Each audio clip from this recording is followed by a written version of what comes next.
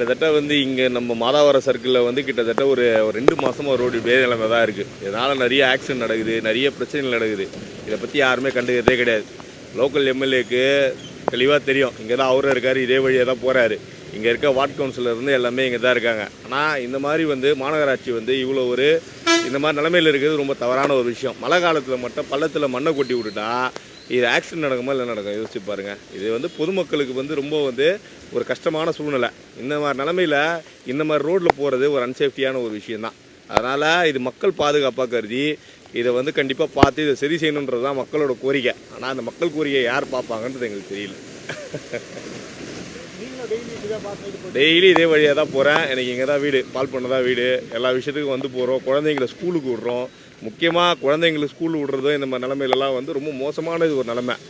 இது கீழே விழுந்தால் பெரியவங்க ஏதோ ஒரு விஷயத்துல நடக்கும், அந்த குழந்தைங்களோட பாதிப்புன்னு ஒன்று இருக்குது பாரு, ரொம்ப பெரிய விஷயம். ஒரு அவசர நிலை கூட இங்கேருந்து போகிறதுக்கான நிலைமை ரொம்ப மோசமாக இருக்குது. இது இங்கே மாதாவரத்துலேருந்து இன்றைக்கி பால் பண்ண மணலி போகிற வரைக்கும் இதே நிலைமை எல்லா இடத்துலையும் மோஸ்ட்லி இப்படி தான் இருக்குது. இதை கூடிய விரைவில் சரி செய்ய வேண்டிய கட்டாயம் இருக்குல்ல அரசாங்கம். இது அப்படியே நாளுக்கு நாள் பள்ளம் போடுறாங்க, தோன்றாங்க, திரும்பி மூடுறாங்க. இது இன்றைக்கி தார் ரோடு போடுறாங்க, நாளைக்கு திரும்பி அதே உடைக்கிறாங்க, திரும்பி பள்ளம் போடுறாங்க. எதுக்காக போடுறாங்க, என்னதுக்காக போடுறாங்கன்றது தெரியல. அப்போது இந்த மாதிரி ஒரு அசாதாரண சூழ்நிலையை அரசாங்கம் பார்க்காம கவனித்து இதை மக்களுக்காக சரி செய்யணுன்றதாங்க மக்கள் கடமை. என் பேர் சாய்மோகன்.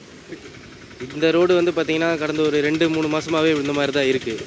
மழை பெய்கிறப்ப தான் ரொம்ப கொஞ்சம் சிரமமாக இருக்குது. அங்கங்கே தண்ணி தேங்கியிருக்கு, எங்கே பள்ளம் இருக்குது என்ன ஏதுன்னே தெரியல. ஸோ ரெகுலராக யூஸ் பண்ணுறவங்க டெய்லி கஷ்டப்பட்டு தான் போயிட்டு வந்துட்டுருக்காங்க.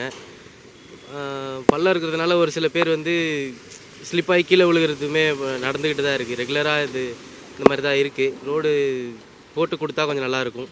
என்ன சொல்கிறாங்க இப்போ லோக்கல் எம்எல்ஏவோ இல்லைன்னா கவுன்சிலரோ அதே கேட்டிங்களா, என்ன சொல்கிறாங்க? போட்டு தரோன்னு தான் சொல்லியிருக்காங்க. ஆனால் எப்போ அது போட்டு தருவாங்க என்னன்றது எதுவும் தெரியல, எதுவும் சொல்லலை. கொஞ்சம் முன்கூட்டியே தொடங்கியிருந்தா அந்த வேலையெல்லாம் சீக்கிரமாக முடிஞ்சிருக்கணும். மழைக்கு முன்னாடி ஸ்டார்ட் பண்ணியிருந்தாங்கன்னா மழை டைம்லலாம் இந்த அளவுக்கு பெருசாக இருந்திருக்காது.